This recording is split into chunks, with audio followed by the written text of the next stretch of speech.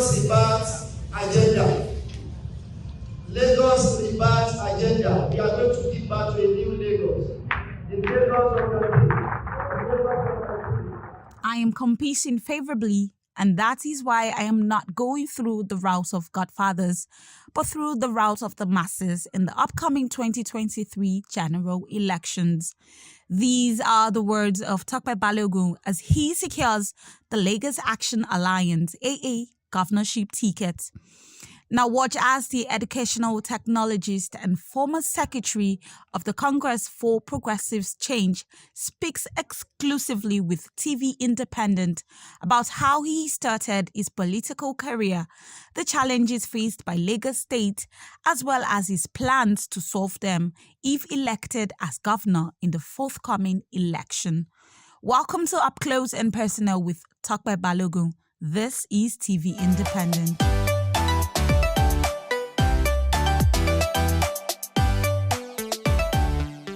I've been in politics for several years, for like 2 decades. Yes, and I've held series of positions, administrative positions in politics. I was once the state secretary for Congress for Progressive Change. That was the party that metamorphosed into APC after the merger with all other parties that were part of the merger arrangement. I automatically became a member of the merger committee that was in charge of Lagos State APC as interim executive of APC. I was uh,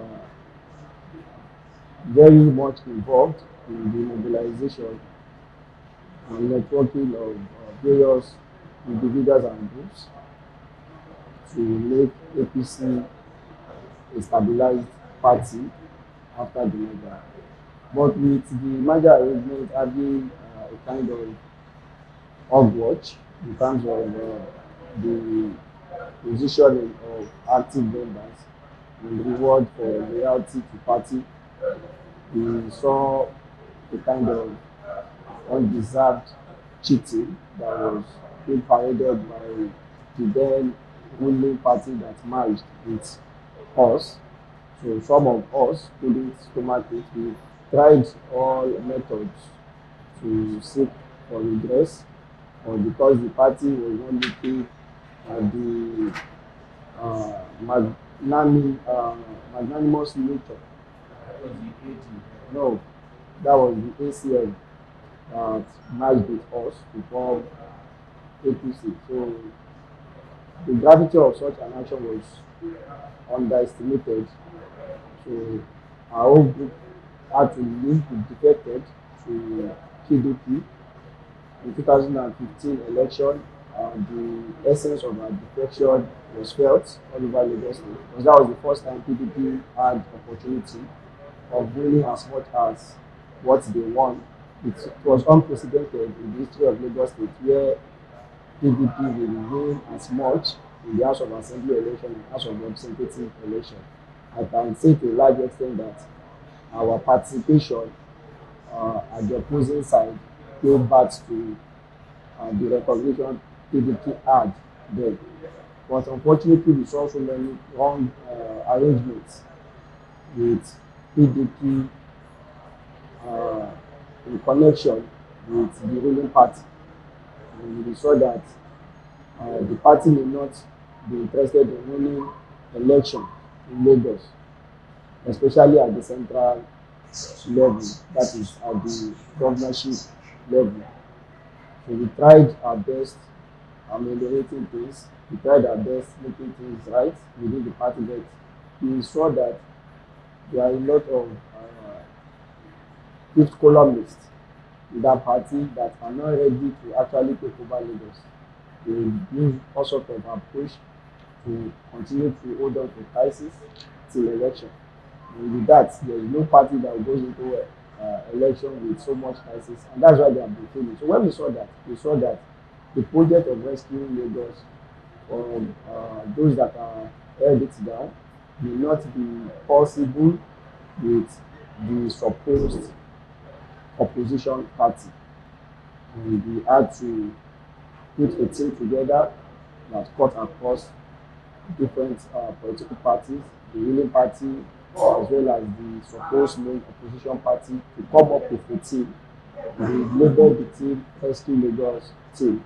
And we have been on it for 3 years before we now adopted Action Alliance as the party to fly the project with, because a movement cannot be on ballot without the political party. And that after studying the 16 remaining political parties, our vision mission was in tandem with what Action Alliance stands for.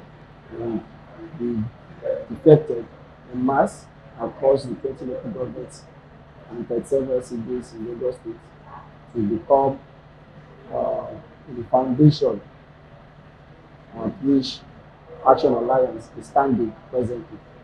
And I became the governorship candidate of the party, and that is Dr. Abdulrazak Balogun, seated before you.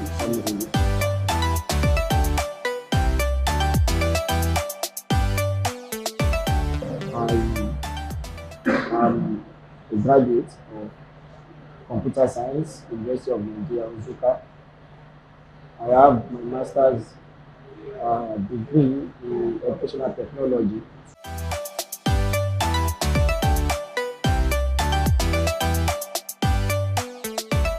Considering the enormous wealth of Lagos State in terms of human resources, material resources, and putting it side by side the development we have had for the past 20 something years that these people have been there, you can see that it's not commensurate.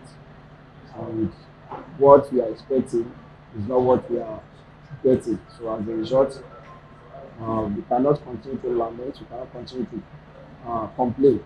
Even protest is not even working for this set of people, even when protest is a major ingredient of a regular democracy. There's no working. Instead of them placating the people that have agitations against police brutality and other misgovernance that is being experienced, we had an abnormal situation of shooting people. And to date, they are unable to unravel who ordered such a shooting that led into confusion here and there all over the country. But all over the world, there was an incident. And to date, the incident lingers in the minds of an average Nigerian and wants justice. So, summarily, that is what Dr. Balogun stands for. A populist in my ideology. I believe the elites have come up with a stand to continue to let the plunder the wealth of common patrimony, and we will stand up for our rights. And the only way we can get to take over power is through the ballots, and that is the constitutionally recognized revolution that can be done legally. And that's why I'm putting myself up with my team to challenge the status quo so that we can change the narrative and can have a paradigm shift in reality. Thank you very much.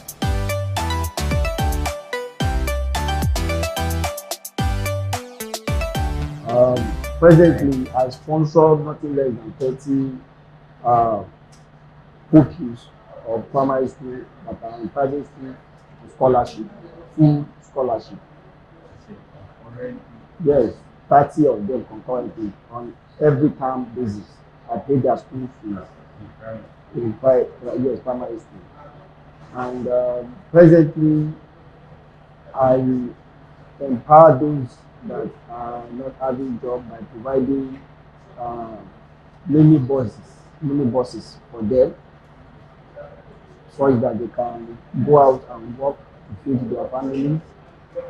I organize, being an ICT person, I've organized free tutorial sessions in partnership with some of my colleagues for secondary school students and school leavers within the environment I find myself, which is more of where most indigents are populated in this part of Lagos, that is Orelogomu Axis.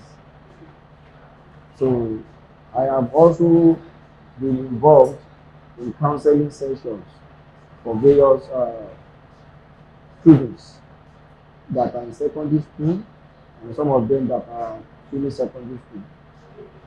And I have participated in getting forms for students that are indigent to write JAM and GCEs. So these are some of the things I've done at my grassroots level, and I've sacrificed to be volunteering for community development work. I am a member of Really Government Progressive Association. I was once the assistant secretary of the organization, and the impact of the organization is still yet in date. Outside the fact that I do something personally, the organization also do a lot of programs that is well entrenched with the development of Oile Government community. The president of the organization is Mr. Bode Medali, and we have been good friends. He's an elderly person, and they have been very supportive of him and his team. And we have been sharing them up, being a member of that community. And so many achievements have been attained by Really Government Progressive Association, which I associate with till date. And I'm proud of them, I'm proud of myself being a member, and I'm proud of my personal efforts on individuals and different groups. I've had opportunity to give seminars free of charge, going by my wealth of experience in life. I've been part of political advocacy to bring youth on board to participate in politics. And that is why within the shortest period we joined Action Alliance. It is easy for Action Alliance that was unknown. It's not that Action Alliance is unknown generally in Nigeria, but in Lagos State it is not well entrenched. It's not well known like it is being known now. We have 40 House of Assembly members that are going to contest elections with me. 40, yes, all the House of Assembly constituencies in Lagos State. We have been able to fill them up. It may not be easily achieved if we don't have the good character, we don't have the networks of people that are willing to change government by the ballot, which we are going to achieve by God's grace, going by what we have done so far, and going by the anticipations and agitations of the masses of Lagos.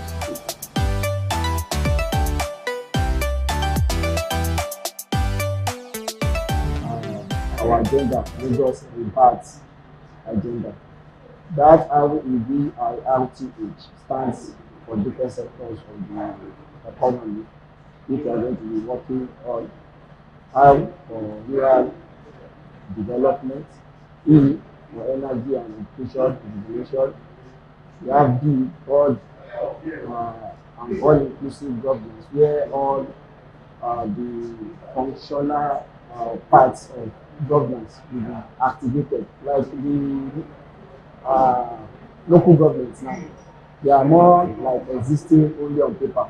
All the constitutional provisions and the job they are supposed to do have been usurped by the central government, which are not supposed to do. And that is why they are like dead on work, but alive on paper.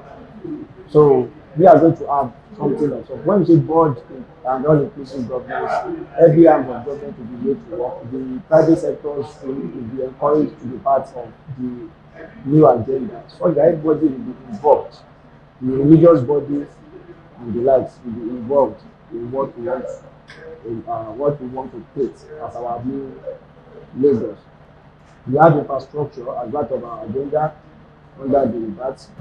We have massive development on that axis where those people are the right area will be enjoying life. They're supposed to enjoy it. People will willingly are migrating to the rural area so that they can enjoy life the way they are supposed to enjoy it. But when infrastructures are not available at that part of the country or the state, then you'll be having what we have to do where everybody is clustered.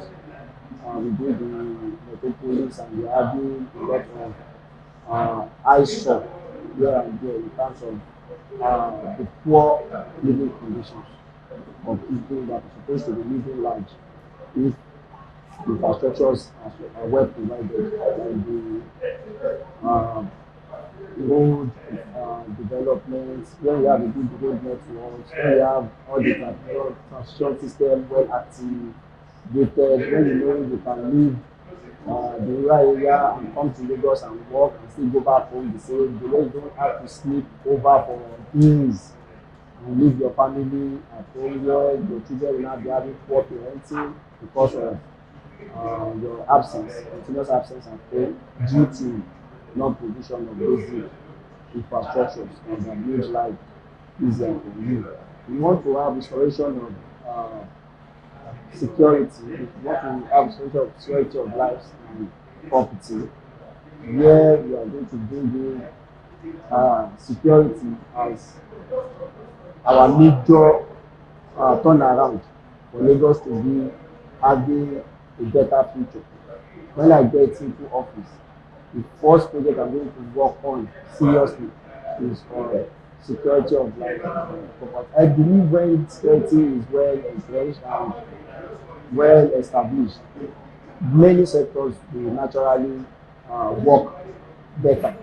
And that is why we cannot take a look. And some interview I told them they are going to be providing 450,000 jobs. Many people have asked me how.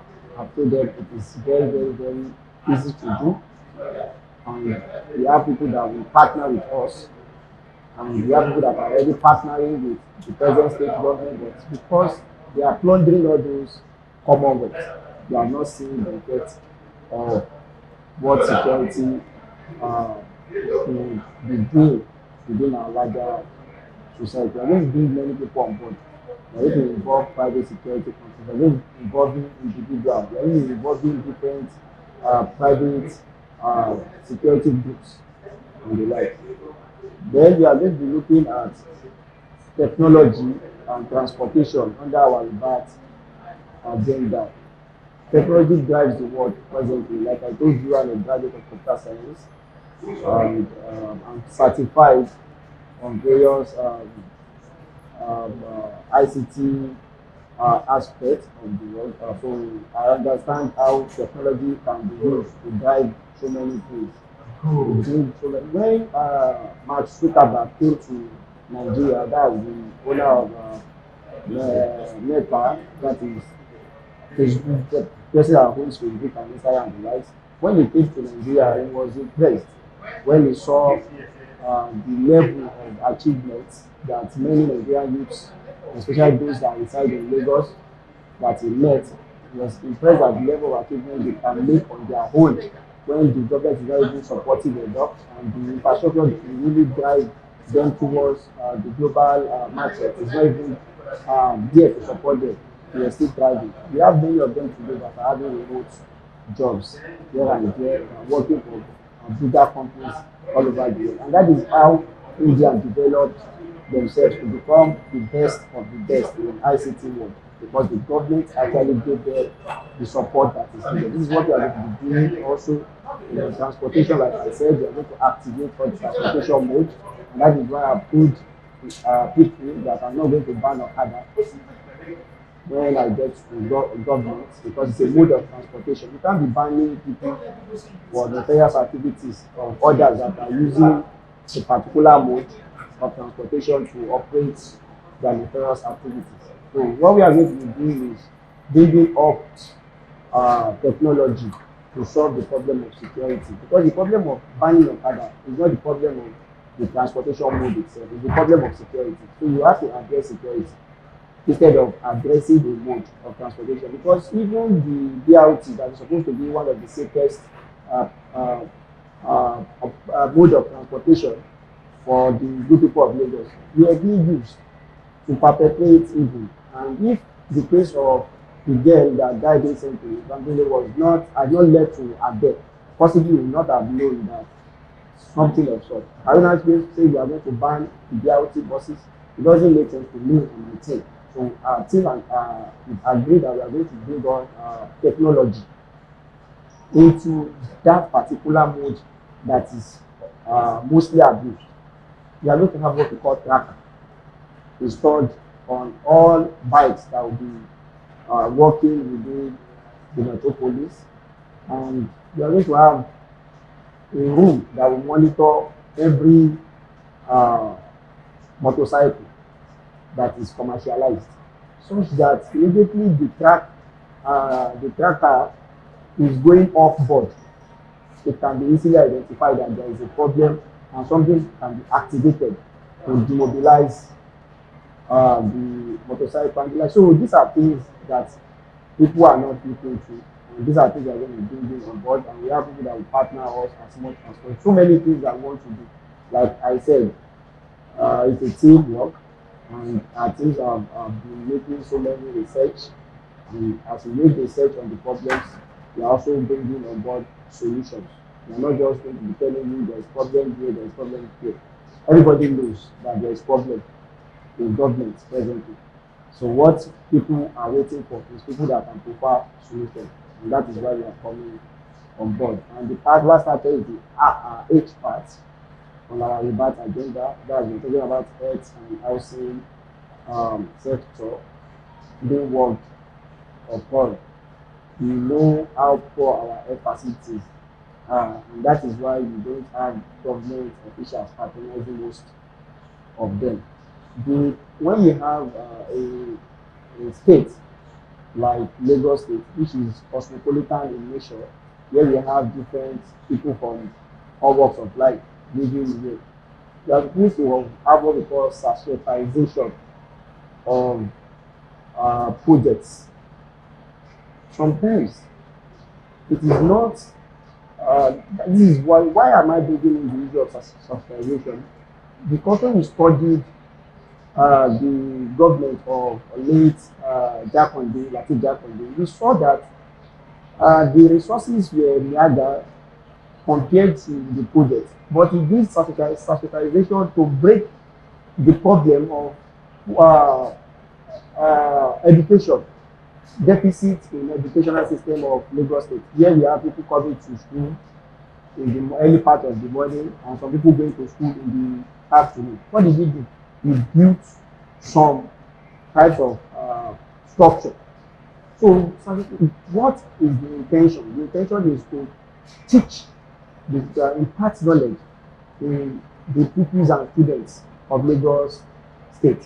So sometimes we may not be needing to build world-class hospitals in some areas, but make those things functional, employ enough doctors, employ enough nurses, build something that can accommodate them and give them what we call basic health care. And that's why we have primary health care centers.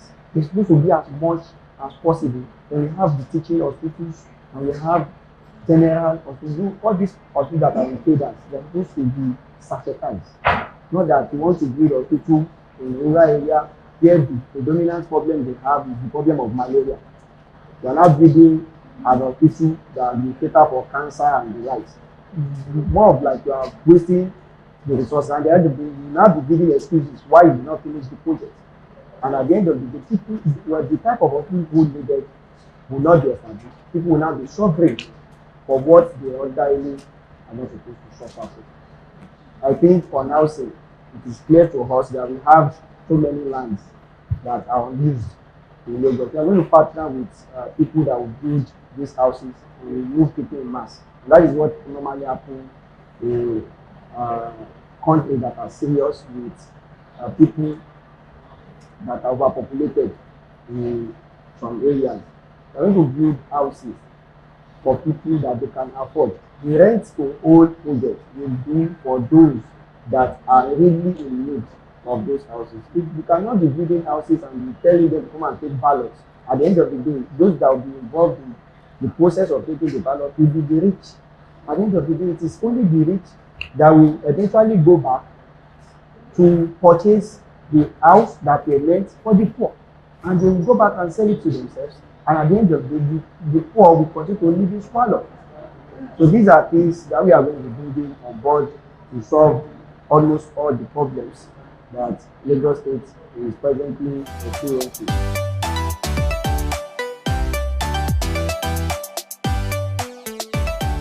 The issue of perennial flooding that is always taking people's life and destroying people's property in Lagos are things that we are going to work on under the of restoration of security of life and property. It's just a thing of civil engineering.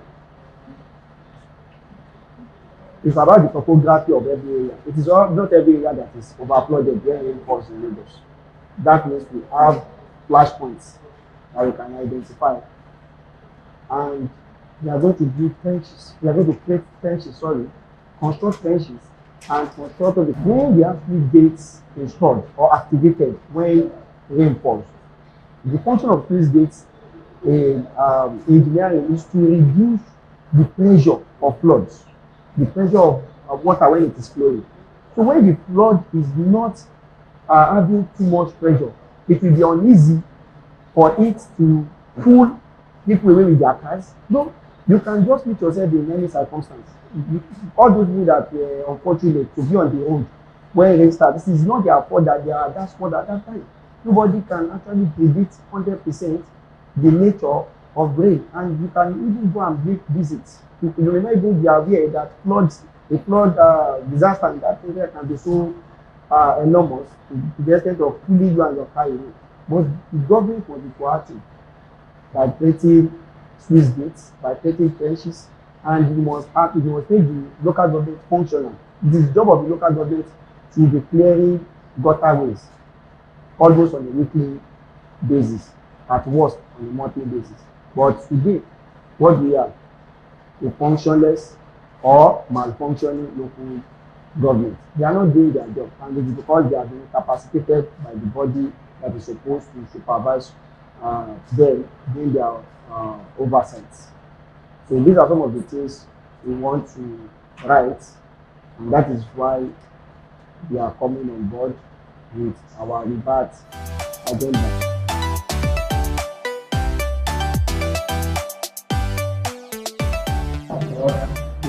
Yes, I've mentioned power. It's just because I've not been able to downsize it in my presentation. I talked about energy and education, and we have our model to solve power in Lagos.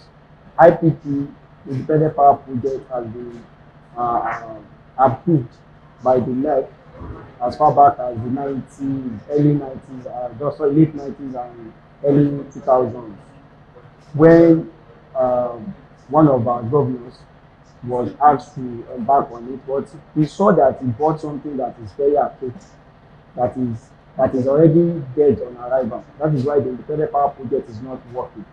When we have an independent power project, we have a lot of, like now, I've worked with some youths that showed me a model of their ideas of generating power with waste. In fact, they even showed me to the extent that they can generate, yes, alternate power supply model. We just have to get the approval of the NEC so that they can connect us to the national grid and can serve the people of Lagos, especially the mostly industrialized area. Why are the NEPA, the PACS, why are they not functioning to their maximum? It is because the PACS cannot supply the number of electricity power that is needed by most industrialized areas and companies. So they have to now ration between the poor masses and these industries.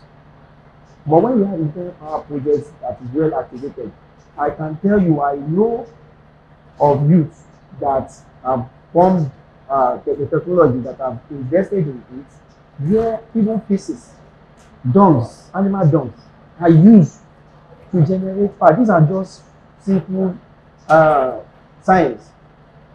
The knowledge of science, when we tell you conversion of one energy type of energy to the other, these things are there, and people are already using it in advanced country.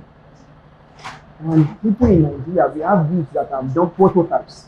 In fact, one of my younger brothers went for what they call it IFL at Abuja. There's a partnership between an organization and Israel, the Republic of Israel. They caused them to bring up innovative idea. My brother was one of those that won accolades at that presentation because he was able to generate alternative power supply through the use of waste products, of food waste, drugs, even pieces. That is the one you discharge from your body. And he practicalized it. He converted some of them to electricity where bulbs and other devices were powered. He, he practically converted some of them to gas, where cooking gas. He had a container that he converted those things to, because it's a chamber. When you have chambers, this is a things we were taught in secondary school. They were only taught in books. We now have many youths that are going further beyond book knowledge. They are converting those knowledge. In fact, because thanks to Google, where all those things can be learned online, even without traveling abroad to really get certification.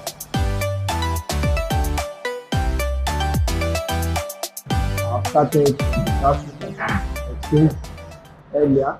I started from the grassroots and have not been making too much noise on the media, because if I've been making too much noise on the media, I would have been an empty barrel by today when I'm asked what I've done. But today I can tell you what I've done because I've done it. But by then, if I had been on the media, I would be gutted because I'm going to goof a lot because I've not learned the way do it perfectly. So it is not the day somebody is born that he wants to talk. But I can tell you, for the past 2 decades that I've been part of politics, I've been involved practically, and I'm not just starting as a gubernatorial candidate. I told you I've been part of different political parties. I've supported people contesting. I have been part of committees that work for different people that are here today. And why do I have to now step up from being at the background? Is because the people that have been given the mandate over the years are anchored. They are not having the right mainframe to work with, and as a result, they become like those people that were there in the past. And that is why we are going through the route of the masses. We are not going through the route of the Godfather. Going through the route of the Godfather means when you get there, you are going to be paying back to your Godfather. And going through the route of the masses means you are going to pay back to the masses. So it's a choice. We have an option of going through those two ruling parties where will be anchored and will not be allowed to really impact in the larger society. And what you see all around, there are people who are praying about, they are just for media applause alone. They are not what is really much effective in the society. And that is why when you go to any community today, in as much as those people that are representing them are not having the right executive backing, they are not going to be making the right impact, and people will continue to lament and complain. So when you want to have a change, it should be holistic. And don't forget, that is why they signed the Not Too Young to Rule bill recently, and some of the people that are coming on board with me are 26 years, coming to contest for House of Assemblies. If you look at the Nigeria of the whole, the independence, it was the youth that actually propelled the independence of Nigeria, and that was the era people continue to refer to till date. Even my parents will tell you, during the time of some sort of people, the economy was better. It was the youth that were fully involved in the management of governance, and the elders will sit at the background where the youth to consult with them, they will advise them, and the youth to go back to the field to implement their ideas, because the youth are the backbone of any meaningful society. So with that, I think I'm good to go to become the governor of Lagos State. Here I will be able to influence so many other youths that will be coming through the House of Assemblies and will be working as a team. Not that you will be working as a micro part of the government, and some people will not allow your work. You have so many youths even that are vying for positions in these main opposition parties and the ruling party. But where are they today? They have good ideas before they go there. But when they get into the system itself would have posing them up ahead of their performance. So you'll not be having anything other than the regular showmanship where they just buy some bicycles and the likes, and they come and call the media to celebrate what is not celebrated. It is in this part of the world that we want to look at such methods of gaining power. You can never get power using that old style of this set of people that are they have the clause. They have the clause so much uh, on government such that anybody that wants to take it away from them will be forced to a standstill. And if you are part of them, you dare not fight them. So you must fight them as an opposition.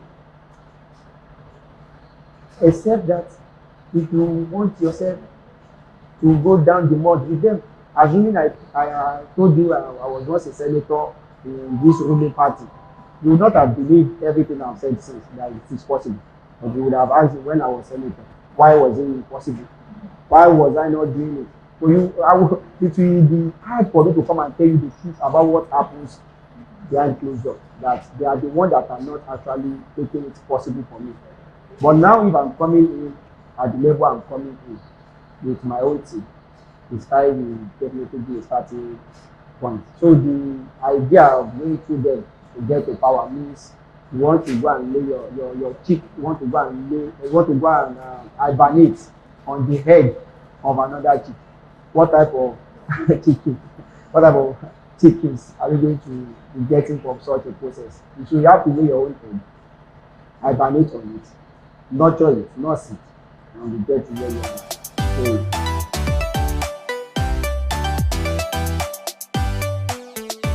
in the world of politics, there are different models to achieving tasks. One of the models that we have adopted in Nigeria is democracy. It is only democracy that involves politics. But in Nigeria, as a case study, we are talking about democracy.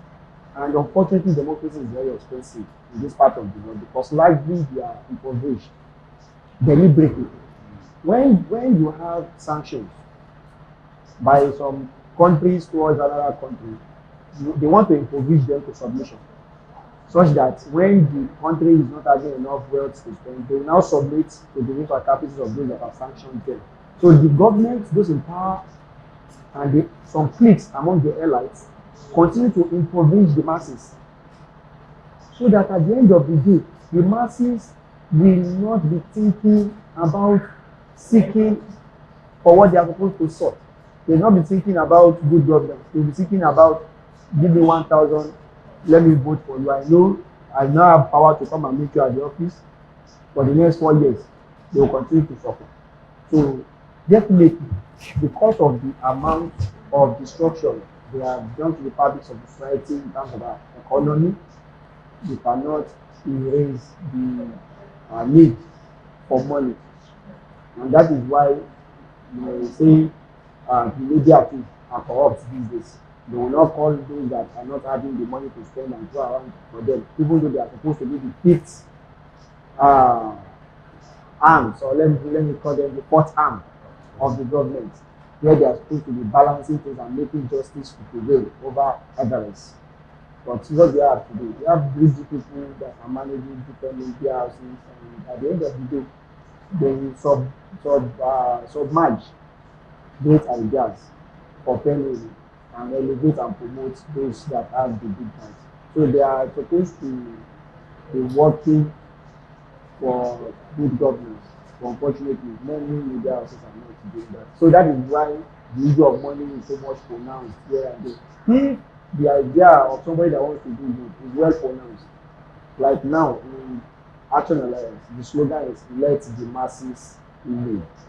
Let the masses lead. If such thing is well promulgated and promoted among the masses, it is just by natural human tendency that they will want to align with a party that is trying to call for their trying to call for their existence, and they will not want to align with the party that have told them lies over the years.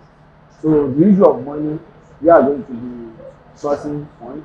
We have been doing that anyway. We have been using our hard-earned money. We have been using our networks. We have been using varied resources that we have at our disposal to get to where we have. If you go and check the programs we have heard in the past, those things, if you check them online, you see that it must have cost us millions of naira. So we have spent money, and we are still spending money, even though we might not have the arsenal of wealth like the ruling party and the main opposition argue. But we know we have the human resources, we have the intellectual capacity to generate our own money. And with time, people of like minds will come on board.